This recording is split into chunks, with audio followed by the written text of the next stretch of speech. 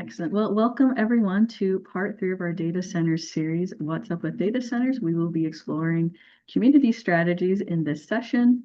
My name is Linda Durhack. I am the Energy and Climate Outreach Associate at Illinois Extension. I will be the moderator for today.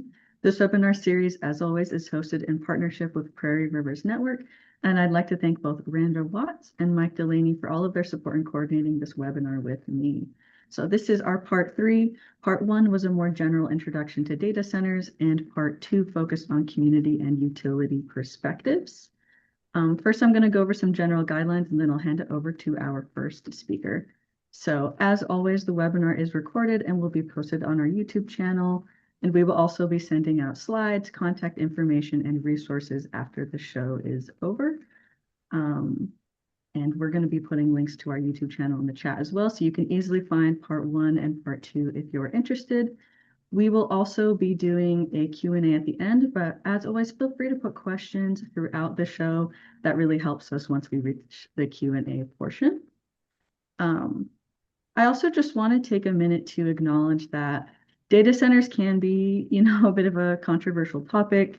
This is a new area of development that we are all exploring together right now. We're trying to find answers, and that our goal with this series has been to provide unbiased information to assist Illinois communities and citizens in making these decisions. We know that a lot of you have been, approached by data centers. So just to emphasize that the views expressed in this webinar are those of our speakers and not those of the University of Illinois Extension. All right, so here's our agenda today. We will begin with a brief presentation from our co-host, Randa Watts, on a new guide Prairie Rivers Network has developed. This is for communities challenging a data center, but I just want to express here that we are sharing it not as an endorsement of this viewpoint, but because this is a resource that may be helpful for some of you. We will have 3 other speakers that will present for 10 to 15 minutes each. We will be exploring the environmental impacts of data center, community considerations, exploring an example for a community benefit agreement in action, and finish with state policy considerations for responsible data center development. So I will turn it over to Randa to share a little bit about her report. Yeah, thanks, Linda. As Linda stated, we at Prairie Rivers Network have had quite a few concerned citizens reach out asking what they could do, and that has led to the development of our community guide. So our Director of Water Policy, Robert Hirschfeld, has designed this community guide to walk concerned citizens through the steps of challenging data center developments. The guide provides 13 steps to challenging data centers, including actionable items, why this matters explanations, and even explanations on what legal authority you have as a concerned citizen. For example, step 1 is to confirm the project details with a list of specific questions for you to ensure you're not forgetting anything. It offers an explanation of why these questions matter and even provides the legal basis that you have as a concerned citizen. We hope this community guide helps empower concerned citizens to organize early and hold the developers accountable to the communities they are in. If you have any questions along the way, Robert's contact information is included within the guide, and I encourage you to reach out. Back to you, Linda. Thank you so much, Randa, and she will be putting a link to that in the chat if you're interested in learning more. So with that, I would like to introduce our first speaker. Lucy Contreras is the Illinois State Program Director for Green Latinos and leads the Environmental Justice Caucus of the Illinois Clean Jobs Coalition, where she is helping advance legislation to regulate data centers in Illinois. In these roles, she works closely with frontline communities to build understanding around environmental issues and to ensure community priorities are centered and reflected in policy solutions. Thank you, Linda. I'll go ahead and share my screen. Can everyone see my screen? Yes. Okay.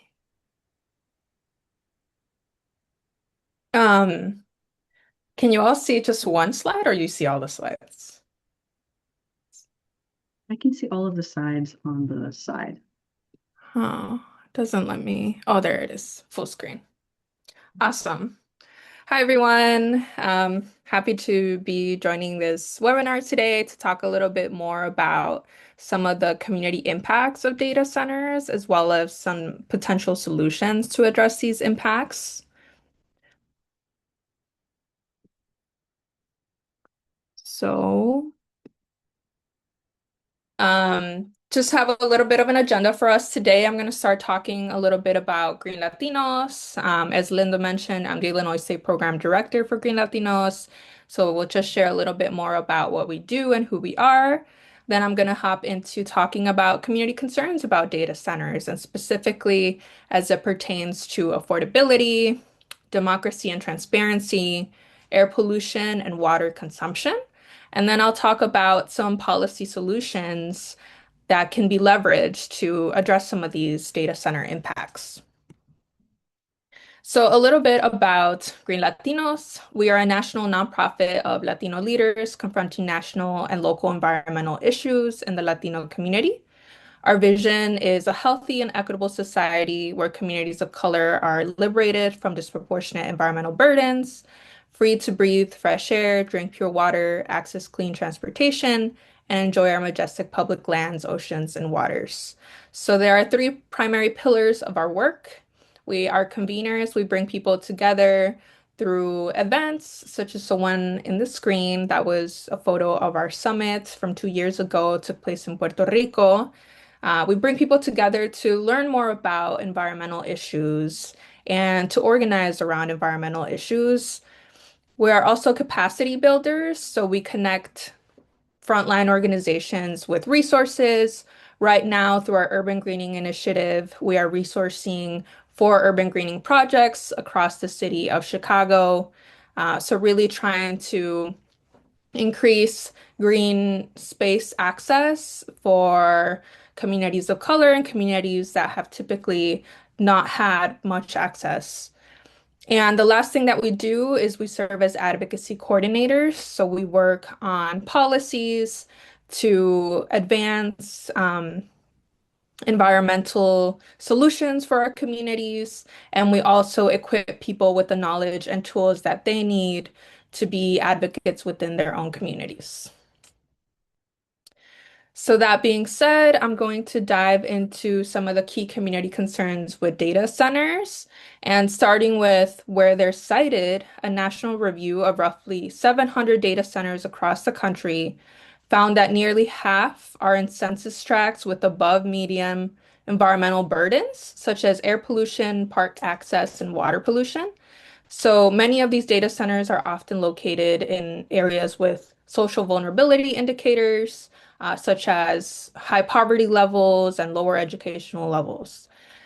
So what this means is that these data centers are often located in communities that are already disadvantaged. And so one of the key community issues with data centers is around affordability. These centers require huge amounts of energy to operate, and research indicates that by 2030, data center development could be largely responsible for quadrupling the annual growth in electricity demand nationally and could represent over 70% of load growth in Illinois. So, what that means is that more demand on the same supply of energy in our state is leading to skyrocketing energy bills. And as you can see on the screen, a lot of people are noticing affordability has been such a big issue for our state, for our country. And you can see on the screen, there are many, many stories, media stories coming out talking about how AI data centers and data centers generally are impacting our energy bills. So, moving on to democratic deficits and lack of transparency, data center proposals frequently lack transparency, withholding key details about their energy and water use, costs, and land agreements. Through non-disclosure agreements and confidential utility contracts, developers often limit public access to information, leaving communities unaware of who is building these facilities and their potential impacts. So, key information such as energy and water usage, environmental impacts, land leases, and responsibility for infrastructure updates is frequently classified as proprietary or buried in private contracts between big tech and the utilities. As a result, communities are often left without the information they need to meaningfully engage, challenge developments, and advocate for stronger protections. So here you can see a few examples within our state of proposed data centers that were contentious within the local community. And all of these data centers have been criticized by local community members for their lack of transparency and community engagement around the projects.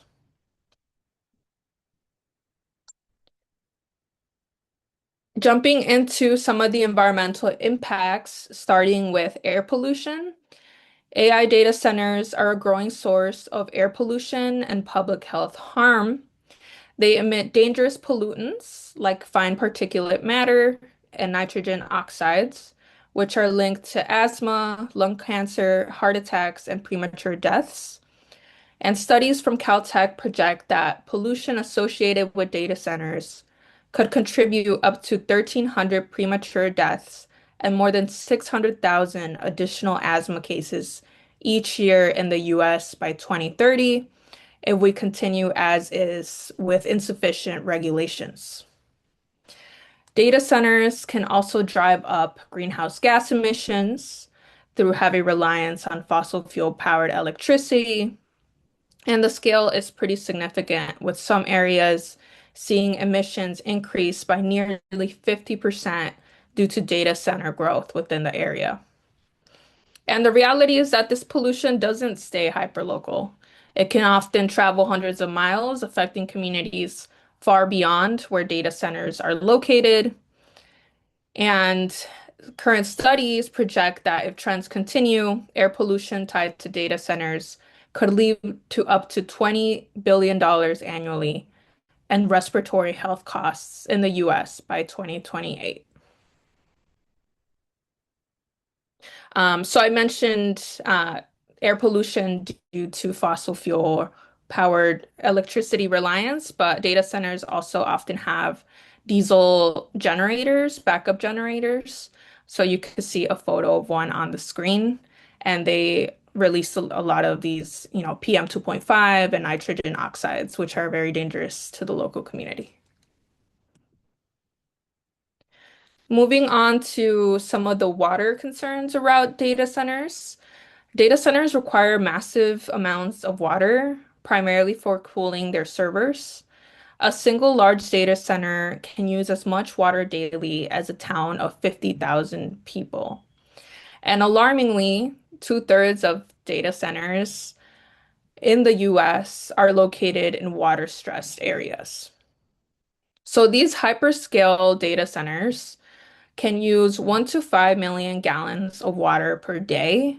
And to give y'all an idea of what that can look like, that can be roughly 365 million gallons per year, which is equivalent to the annual water use of about 12,000 Americans. And most of these facilities pull water from the same drinking water sources as everyday Illinois residents. So obviously this is an issue, especially for areas that are facing water scarcity. And transparency about their water use is very limited, with some companies keeping usage of how much water they use and the sources of where they're getting their water, keeping that a secret from communities. And even though many centers use closed loop cooling systems, these systems still mix water with chemicals, which can create contamination risks if there is leaks or improper disposal of this water. So, what are some solutions to these concerns? First, we need to hold data centers accountable for their own energy use. So right now, everyday residents and small businesses can end up subsidizing the massive demand of these facilities. And of course, that's not fair and it's not sustainable. So it's very critical that we create a separate rate class for large load users like data centers. If a single facility is using so much electricity, even as much as a small city, it shouldn't be bundled into the same rate structure as everyday households. Data centers must also cover the true costs of the infrastructure that they require. So that means paying for any necessary grid upgrades or transmission upgrades, ensuring that we're not passing those costs onto ratepayers. And we must also require that data centers bring their own clean energy, not just buying renewable credits, but actually adding new renewable energy to the grid. And this isn't only about climate, it's also very much about affordability. Without new supply, their massive demand drives up prices, triggers costly grid upgrades, and shifts the burden onto families, meaning that we're paying more on our electric bills. But when they add new energy to the grid, they help stabilize prices and reduce pressure on the grid. And without requiring that this new energy be clean energy, we run the risk of increased fossil fuel build out within communities, which of course worsens air pollution um, in in local communities. And I will talk a little bit more about that. And finally, it's very important that data centers invest in the communities that they impact. And that can include contributing to an energy affordability fund, contributing to energy affordability programs, and that way helping families who are already struggling with rising utility bills. Because if these facilities are driving up demand, they should also be a part of the solution and be part of solving some of the problems that they are bringing to our communities. So moving on to transparency and democratic deficit solutions, it is very, very important to prohibit non-disclosure agreements at all stages of the project lifecycle. NDAs are often used to keep critical details hidden, from a project's purpose to its environmental and community impacts, until it's too late for meaningful public input. Communities deserve to know what's being built in their neighborhoods before decisions are finalized, not after. So it is very important that we prohibit these non-disclosure agreements and really emphasize the need for transparency and public engagement. Second, we should require legally binding community benefits agreements, also known as CBAs. These agreements clearly define what a project will deliver for the community. And not only that, but they include community voices. So this is typically, there's community organizations, local community leaders are involved in negotiating this agreement with the developer. And these are legally binding agreements. And what can be included in these community benefits agreements? Many, many things. It can include local hiring commitments. It can include funding for community resources. It can include limitations on noise pollution. So there's a lot that can be included in these CBAs. But essentially, these CBAs ensure that communities don't just carry the burden of development and that data centers contribute to a mutually beneficial relationship with the communities that they're impacting. So really helps to address the problem of one-sided development that we so often see within our communities.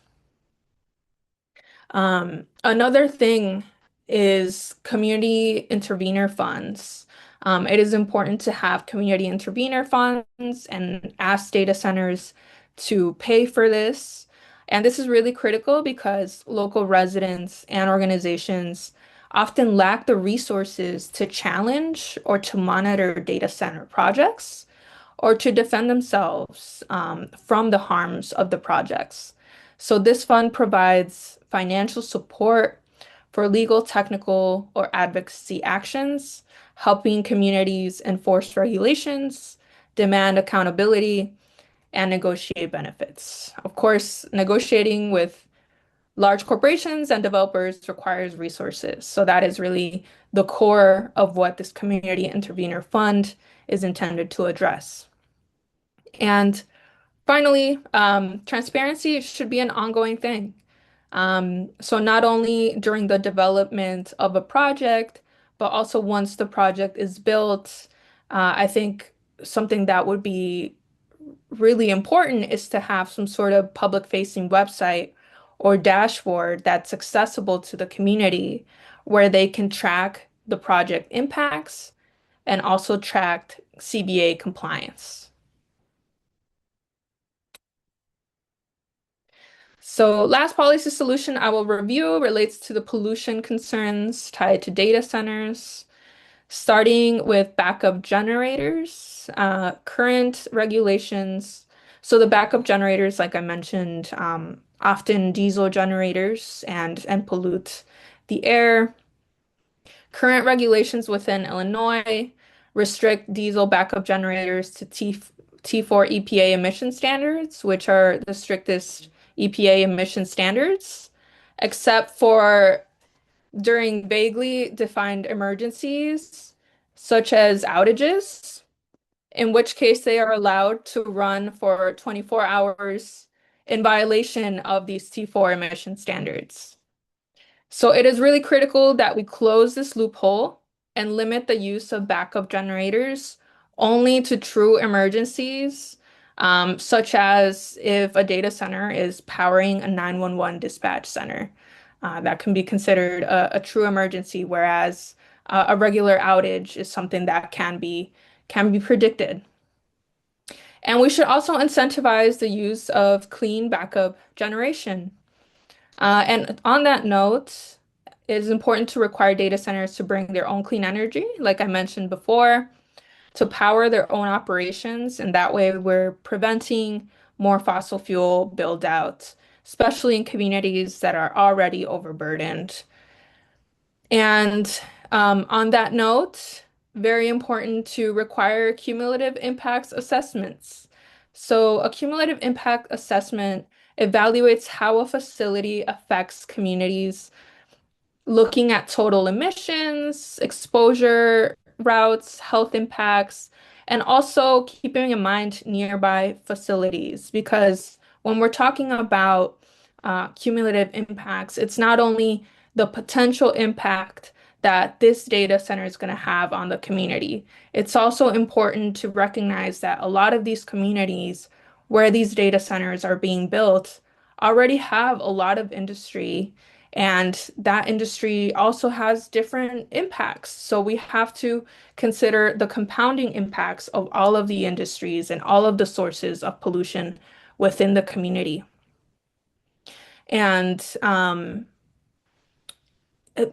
projects that fail this assessment, and failing means that you you demonstrate that you will bring disproportionate harms to that community.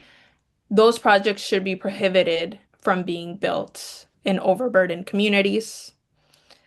And finally, like I mentioned before, data centers must invest in local environmental solutions. Just as they should contribute to energy affordability programs, they should also fund projects that address pollution and environmental challenges in the communities that they impact. Since, energy affordability and environmental concerns are among the biggest concerns when it comes to data centers, so they should be a part of the solution and not only bringing more problems to these communities. And I didn't include some of the water solutions on here because I know that it will be covered by one of the other presenters. But just to wrap up a little bit, talking about how individuals can react to data centers in their communities. Obviously, very, very important to attend local city council and other meetings around data centers and developments in your community. Very important to, do your due diligence to find out everything that you can about these projects and also what the potential impacts could be. and coming to these meetings, providing public comment, expressing the concerns that you have around these developments. And of course, we're seeing a lot of community members doing this across the state and across the country. A lot of data center proposals have been denied because of local organizing efforts. Also, very critical to reach out to your local elected officials and your state representatives.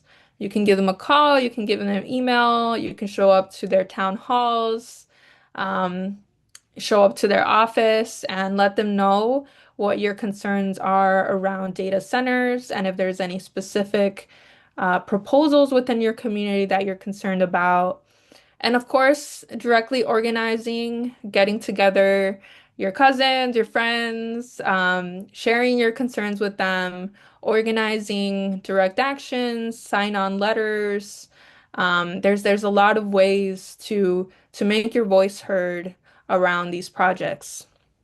And of course, making sure to stay plugged in, staying informed through local news, social media, making sure that you stay up to date on the different project proposals within your communities.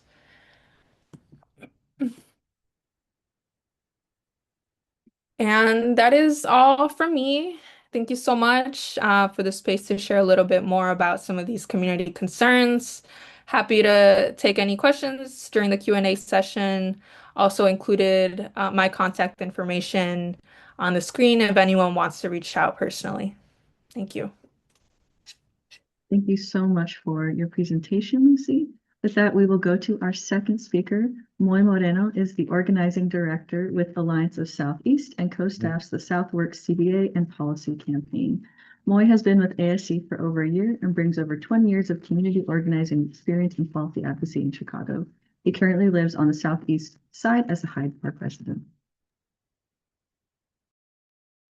Thank you. Good afternoon, everybody. Yeah, this is Moy Moreno with ASE. I'll be speaking on behalf of the Southworks CBA Coalition, and I'll just get straight to it. I really love how Lucy kind of just set the tone. So let's just get straight to it because there's a lot to cover here. I'll make sure folks can see my screen. That looks great, Moy. Okay, just very quick background, so bear with me, and then yeah, I'm just trying to navigate some tech. All right, can I change the screen here? Okay, yeah. So just a little bit of background on who we are as a coalition for Southworks CBA. We are a coalition of over 40 organizations, composed primarily of Black clubs, churches, schools, nonprofit community organizations, small businesses, and social service agencies. And what we're asking for is a community benefits agreement, also known as a CBA. And in addition to as well, policies to help prevent the displacement of not only residents, also small businesses, due to the rising costs of housing, utilities, and other factors, due to this development that I'll be talking about at Southworks. Let me see if I can move it. Just to give you all just a quick, geography of the area where we're primarily organizing and where the development of the Southworks site. It's in the South Chicago area, so it's right smack in the middle in the green, but the areas that are directly impacted in addition to the local community. This includes South Chicago, East Side, South Deering, Hegwich, Chatham, Calumet Heights, and even Hyde Park, on the northern end.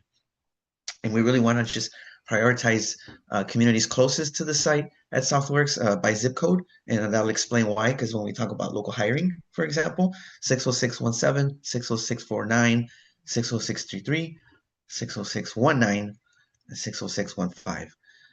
So again, this is just a kind of the geography of the areas that we're organizing in our coalition.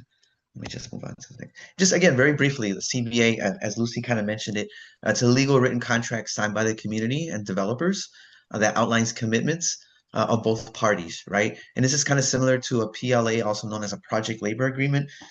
So there's different varieties, components, but in a nutshell, it's a signed agreement, right? That with the community. So this again includes things like local hiring, affordability, anything that the community deems important, right?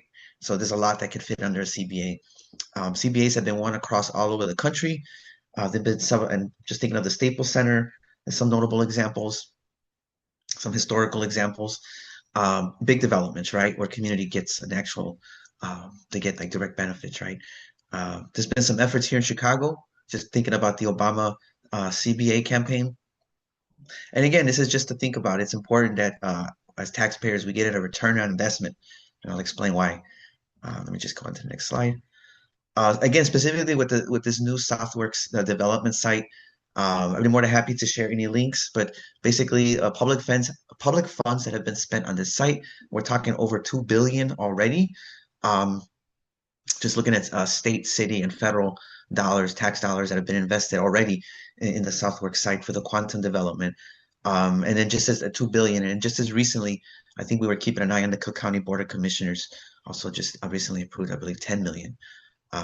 Yeah, I'm trying to keep up to date with everything because it's such a fast-moving development. I'm trying to keep our numbers up to date.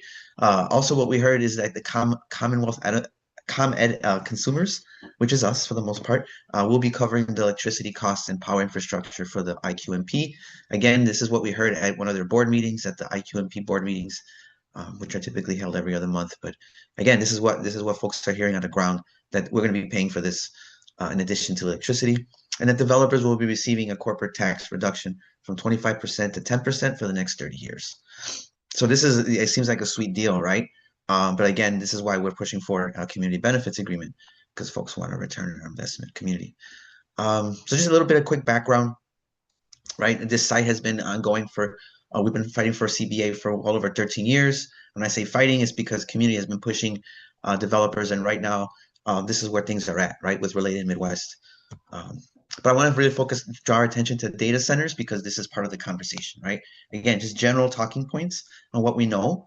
The sale of the 440 plus acre land and groundbreaking at Southworks recently. The sale was completed. There was groundbreaking in October with an announcement of Quantum Shores campus, which would include the construction of a data center. We don't know where yet, but that's what we're hearing. Indirectly, we'll get to that, because we haven't been able to actually meet with the developers directly to get more information, right? So this is, again, what we've been hearing, that there will be a data center. Data centers in general require enormous amounts of electricity, right, and can pose a risk on the electrical grid and a cost to consumers, as I mentioned already. Again, another component is that the reliance on fresh water, right, to help cool the supercomputers. So this is Lake Michigan, this is the rivers, and not just city, but aquifers, other urban areas. So this is also not just impact Chicago, but other communities throughout the state of Illinois.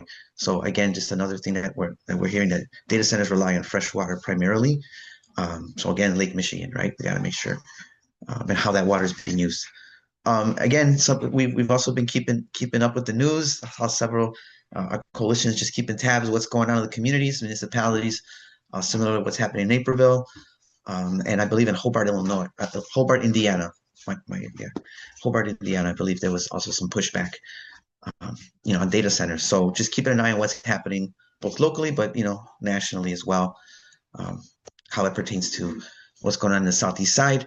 Again, what are we hearing? What are we specifically hearing from local concerns on the Southeast side? Again, data center will negatively impact communities of color, low income, in the ways that, again, bearing the burden of the costs, not just water, the high rising cost of water, electricity, fears of folks getting priced out of the community, both residents and small businesses. So that's like one of the main concerns we're hearing about data centers is utilities, right? Water, electricity, being passed on, excuse me, to consumers, right? And yeah, folks are worried. Also, again, we're hearing more and more about noise pollution, how that would adversely affect, because of the close proximity to local schools, community residents, also natural park. There's the Lake Michigan. We have several parks that are right near the Southworks site. We're also concerned about the impact of noise, not just to communities, but wildlife. We have Rainbow Beach, Park 566, Steelworkers Park, Calumet Park, and a new park that's coming up, I believe, hopefully soon, because of the confined disposal facility that got scratched. So I believe we're going to get a new park. But again, there's communities that come to the parks and on wildlife. So we want to make sure that the noise also doesn't negatively impact. So again, just this is some of the stuff that we're hearing from local community on the southeast side, right? Let me just move on quickly. Okay, so what's being done currently now with what, the coalition, and not just with us as Southworks Coalition, but working with other partners and allies throughout the city. Yeah, we're working with folks on the ground to learn more about data centers, right? Because this is becoming more and more an important issue that folks want to learn about and how to address concerns. So just bringing people together, that's one of the things that we're focusing on. We've held, many community meetings. So this is something that we're going to continue to do. And then partnering with academic institutions, local schools to do a noise study. I think there's a noise pollution study that we hope that we can put together in the immediate area so we can assess the risk to community, right? And see how we can propose some solutions to that. Also just partnering with, national organizations as well to kind of bring their research together to understand the impact of data centers, both in urban and rural communities throughout the state. So again, it's just a lot of learning and partnership in addition to working with communities on the ground. And last but definitely not least, what's currently going on right now is just advocacy for legislation and policy, mostly at the state level, but we're also working at the city level to help regulate water usage, energy, all the stuff that we're discussing. And just some quick references for folks that we're working on in partnership. So the Power Act, so Senate Bill 4016, Illinois House Bill 5513, that covers CBAs, also not having non-disclosure agreement, better transparency. So that's also kind of, and hopefully they can move. I'll get to that in a minute. There's also the Cumulative Impacts Bill of the Senate Bill 3772 that also kind of would help regulate, new industries that are coming in to do a cumulative impact assessment on the environment, especially in communities that have been negatively impacted by environmental racism, right? There is a city version of this, but we feel like the state version could include data centers, right? So hopefully this is another policy that state lawmakers can take a look at and get behind. And like I mentioned, we're also working with the City of Chicago Department of Environment, bringing our leaders together so these folks can hear directly from those most directly impacted, so we can help shape policy. So that's kind of in a nutshell what we're already doing, right? And again, kind of what we're saying, what's needed, right? We're super excited that Governor Pritzker announced a 2-year moratorium on the tax incentives for data centers to kind of address the economic impacts on local communities. I think that's a great start. We definitely would need the Illinois General Assembly and leadership, right, to prioritize data centers as a legislative priority on the agenda, hopefully for this spring and veto sessions. So that doesn't become not only an economic burden for our communities, but an environmental and a public health.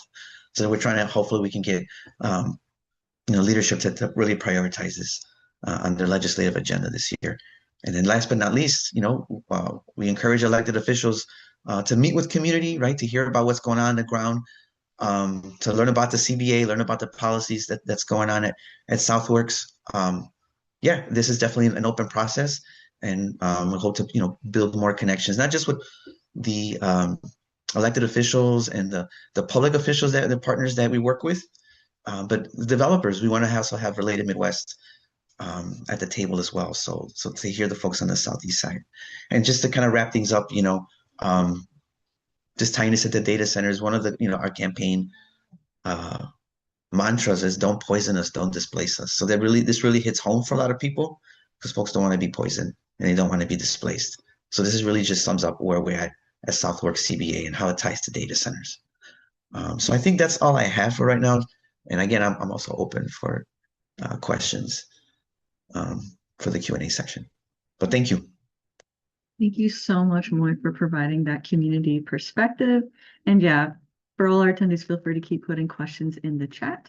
Now it's time for our third speaker. I've been seeing a lot of questions in the chat about policies, so he will be touching on that. So James Gignac is the Midwest Policy Director for the Climate and Energy Program at the Union of Concerned Scientists.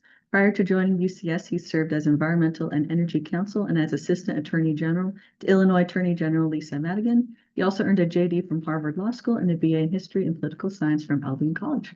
I'll turn it over to you. Okay, thank you, everybody. Again, James Gignac with Union of Concerned Scientists. And what I'm going to do here just for a few minutes is give a little bit more detail on state policy proposals around data center water and energy issues, some of which Lucy previewed for us. And then just briefly share some recent analysis that we did at UCS to further illustrate what's at stake for Illinois when we look at growth in electricity demand from data centers and the power grid. So just quickly about Union of Concerned Scientists, we focus on advancing science-based policy solutions. Our Midwest office is in Chicago. We are also longtime members of the Illinois Clean Jobs Coalition, or the ICJC. And speaking of the ICJC, as Lucy mentioned, we have developed policy proposals focused on data centers and water. I'm going to share a little more detail about that, but I do want to say that I'm not one of our coalition experts on the water issues, but do have some more detail here to share today. Our goal with our policy proposals are to establish transparent reporting and sustainable water use requirements to ensure Illinois' water resources and consumers are protected. The policy proposals are here in what we call the Power Act, or protecting our water, energy, and ratepayers from data center impacts. And the bill numbers are listed there if you actually want to go in and check out the legislative language. The policy elements include requiring data centers to provide a water resources plan and water usage reporting. So they would need to transparently report their expected and actual water use, including where they are getting their water, how much they are taking, using, and discharging, and the quality of that water. And then relatedly, cooling is the largest driver of water use at data centers. So the bill would require a cooling water alternatives assessment to identify cooling alternatives that are at least as efficient as closed loop cooling. Additionally, the state water survey would use data center water plans to model and report on the anticipated impacts to shared water resources. And then finally, the Illinois EPA would conduct a permitting rulemaking to allow that agency to make an adverse resource impact determination if warranted, but also to require additional water efficiency measures and ensure that data centers are paying for their costs. So moving on to the energy policies, we're looking to establish policies that protect Illinois' clean energy goals and ensure data centers, not Illinois consumers, are shouldering the costs. So the Power Act would also require regulated utilities like ComEd and Ameren to establish what we call a hyperscale data center tariff. And that's what Lucy was mentioning earlier about creating a new rate class for large data centers with rules to protect Illinois consumers from paying for data center costs, including grid upgrade costs and costs for energy and capacity. Now, with these tariffs, there would be some incentives for data centers to do more with clean energy. One of these is called a flexible interconnection, where data centers would get a percentage of firm or uninterruptible service proportional to the scale of new clean energy and capacity that they supply. We also include a fast track load interconnection. So again, for data centers that meet higher levels of new clean energy supply, they would get priority in terms of being able to connect to the grid. So it's really trying to incentivize data centers that are doing the best job when it comes to clean energy to do even more of that. And then for municipal utilities and electric cooperatives, there would be locally driven accountability. So similarly, those utilities would create large load tariffs, update their resource energy plans, and also ensure that data centers are paying for new clean energy and capacity.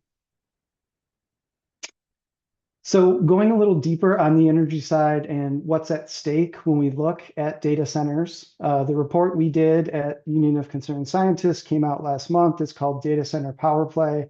We used a software model called READS to look at the power grid and data centers. We have a national report and technical appendix, in addition to 3 state-specific reports, including Illinois. There's a lot of words on the screen here, but the main thing I wanted to highlight is that we looked at different scenarios in our model, including current policies, but also examples of stronger policy approaches. So that would include an additional CO2 reduction policy for Illinois, as well as a scenario where the federal government restores clean energy tax credits that were affected by the One Big Beautiful Bill Act. We also looked at different levels of electricity demand growth by data centers.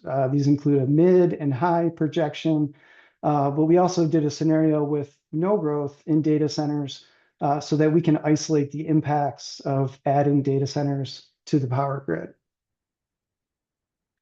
So our key findings based on our modeling with under current policies, we find that data centers can account to up to 72% of the electricity demand growth in Illinois by 2030. Additionally, growth in demand brings additional system costs, and data centers could be responsible for as much as $37 billion between now and 2050, and that's an increase of 24% over the no data center system cost. We also found for Illinois that the growth in data centers under current policies would lead to increased use of in-state coal and gas-fired power plants, and also rapidly escalate our reliance on out-of-state sources of electricity. However, under those stronger policy scenario examples I shared earlier, another variation of which could be requiring data centers to supply new carbon-free electricity resources, we can protect other consumers from cost increases and meet the challenge of load growth with more in-state clean energy resources. And alongside that, avoid data centers causing a spike in greenhouse gas emissions and other harmful air pollutants. And building more clean energy in Illinois means more jobs, tax revenue, and economic activity. So the next several slides just give more data behind our key findings. I won't go into them in detail, but they'll be in the materials for you. And for instance, here, several more statistics on data centers' role in electricity demand growth, a visual representation here of our findings about electricity system costs and the share for data centers.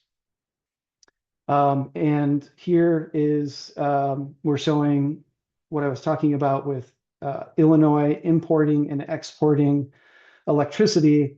And just pausing here for a minute, we can see that as we move from left to right, we see as we add data center demand growth, Illinois' importing or reliance of electricity from other states happens earlier and to a much larger degree, whereas under stronger policy approaches, we can moderate that trend and even return to being an energy exporter.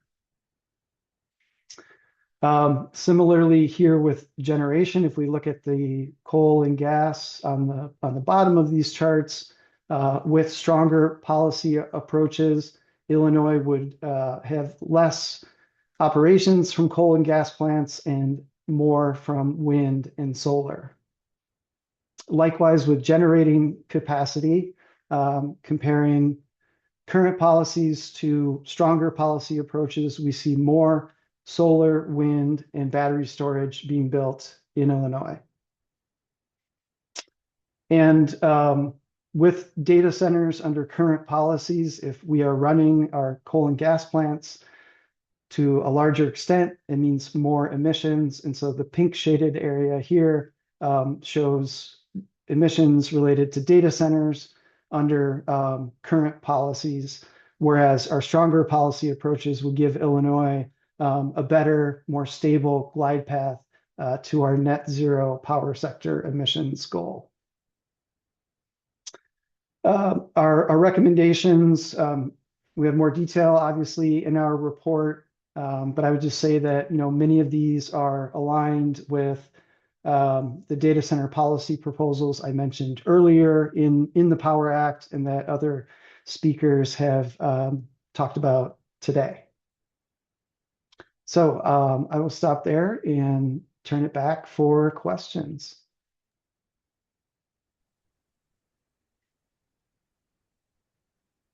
Thank you so much, James.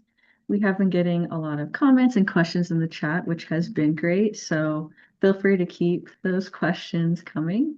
We've been reviewing them. So I'd like to start with the question, we had a lot of questions in the chat about water.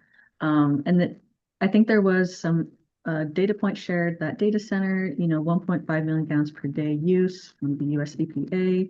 Is that only for cooling, closed loop? Is there any information for a better breakdown on how the water use works for a data center? Yeah, I would say, Linda, you could probably offer an entire webinar just on data center water issues. I know there's a lot of questions and concern out there. And to me, it really goes back to what Lucy was talking about earlier in regards to transparency and reporting and information.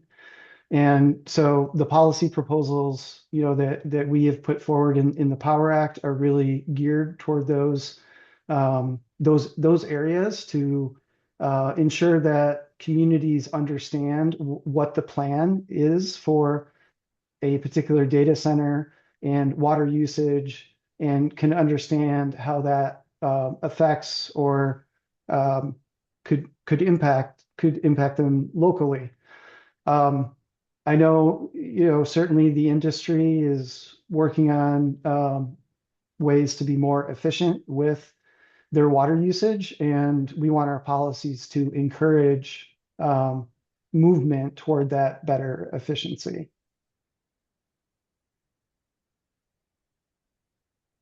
Thanks, James. I appreciate that. And I'd also like to share in our part 1 and part 2 of this series, we did have dedicated presenters speak on water issues as well. So if you'd like to revisit those, that is also pretty helpful.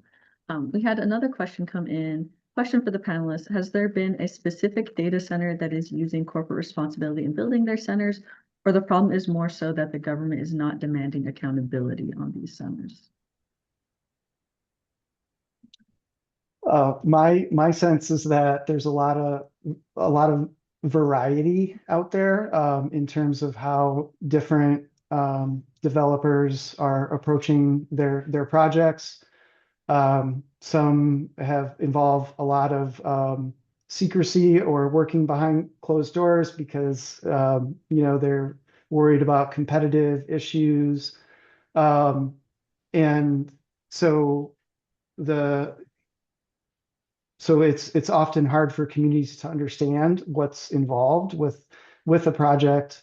And again, with our policy proposals in the Power Act, providing tools for better transparency and just statewide protections, so that when we have different data center developers doing things differently, we can at least have some confidence that we have some basic guardrails in place across the state.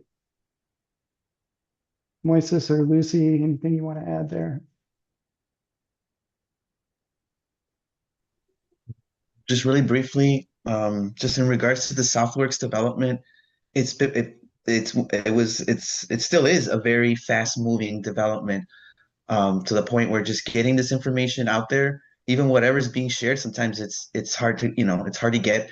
So yeah, it's been a challenge, right? Just to kind of given how fast this development has gotten approved and the groundbreaking's already, I mean, there's already, yeah. And it is a little frustrating, right? So that's also part of folks on the ground. So that's part of the challenge of us navigating that process, and we need to make it more better, more inclusive for communities directly impacted. So I'll stop with that. Yeah.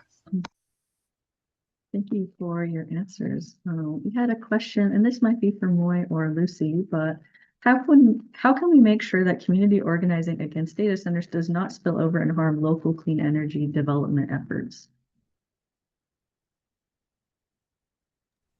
Okay, pass to Lucy. Yeah. Yeah. Well, I think to prevent community organizing against data centers from harming clean energy efforts, it's important to clearly separate the issues and frame, the data center concerns around local impacts, like the ones we've been mentioning around water use and air pollution, um, and really emphasizing that supporting clean energy and holding data centers accountable are complementary goals. Um, Obviously, we've been talking about how much we need data centers to bring their own clean energy. So clean energy is definitely a solution and should be framed as such. Thank you, Lucy. I could follow up. Yeah. Yeah, no, I'm just thinking again, putting my organizing hat on. Yeah, just having some clarity, separating the issues, but just having a winnable strategy. I think um, it seems like having a long-term vision, right? And then just breaking it down into like pieces, right? And I think that to get to, sustainable clean energy, right? We have to get to it. We have to get there. So I'm just thinking as organizing, like, let's be clear and let's be strategic in what's winnable, and what brings back best to the community. So I think we can do that together. We can build a lot of power and we can move. We can move a lot of things. So just being strategic, having long-term goals and some short-term organizing to meet those goals. So I think it's all doable to meet those challenges. To that question, yeah. Thank you for those answers. We have another question. Understanding that the usage is the same, is there a difference between mission critical data centers and non-mission critical data centers? If the environmental cost is the same, does mission critical objective, is that better or just PR? So it sounds like maybe this question is getting at, is there some differentiation between the purpose of the data center? Should we be thinking about that? I would just say, from environmental groups' perspectives, or at least for UCS and, other members of the Illinois Clean Jobs Coalition, we're not necessarily trying to do that to, have philosophical or moral judgments about AI and whether, certain applications are more important than others.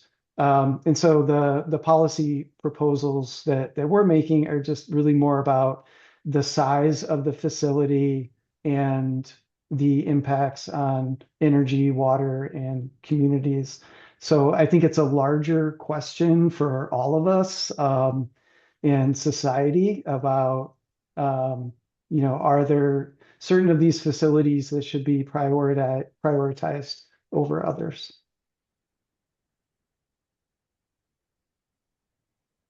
Thank you. Given that we have a lot of local governments on this webinar, I'm curious if any of you would have any takes on if there's a guide for government entities that are trying to implement best data center permitting requirements, kind of like what local governments can do as they're being approached by these data centers.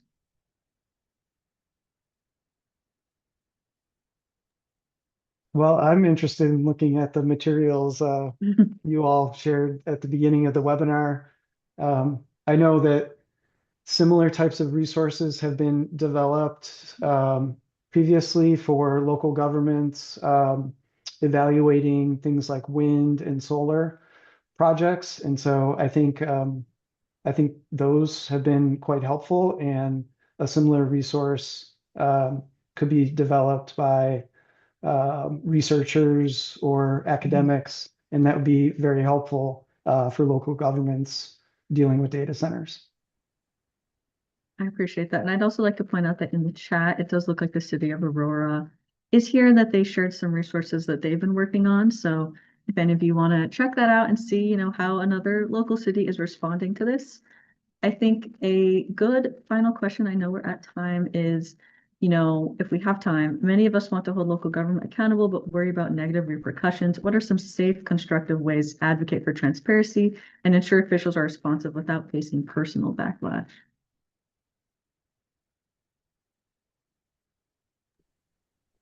I feel like Moises would be good to speak to this. Sure. Yeah. Is that okay? Okay. Yeah. Thank you, Lucy. Yeah, I'm just, and this is kind of like similar to the last question, as I'm trying to think. I think just some best practices, some good practices is, for local officials out there, just meeting with constituents, right? Meeting with communities to kind of like, hear what's on the ground, right? Just democratizing the process, learning more about data centers and how community voices can help shape that policy, right? I think folks feel the need to be heard, right? And lack thereof, especially with this development. So I think maybe to kind of like warm things up a little bit, yeah, just open it up. I know there's some town halls that local elected officials are hosting, some local alders here in Chicago. So hopefully they'll be open to hearing more from local residents on this issue, but just opening it up, hearing directly from communities. I think that would be a good way to kind of soften up the tensions a little bit. It may be uncomfortable at first, but I think folks will feel more empowered and, in the driver's seat. But I can pass it to Lucy. Yeah, I mean, everything that Moises said, I think it's really important for people to remember that our elected officials work for us, right? They are public servants. And what that means, we live in a democracy, we have democratic processes, and so we should all feel comfortable engaging in those processes, whether it be meeting with your elected official to express your concerns, whether it be attending town halls or community meetings. These are all ways that people are supposed to engage.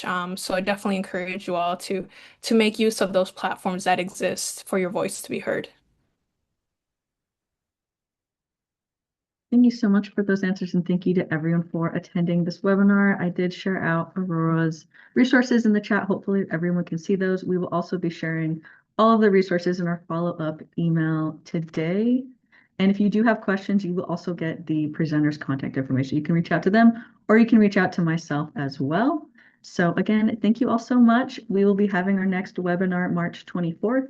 Same time at noon, we will be talking about wetlands. So a bit different from data centers, but thank you again to our speakers for your time and for answering all of these questions. We really appreciate it. Thank you.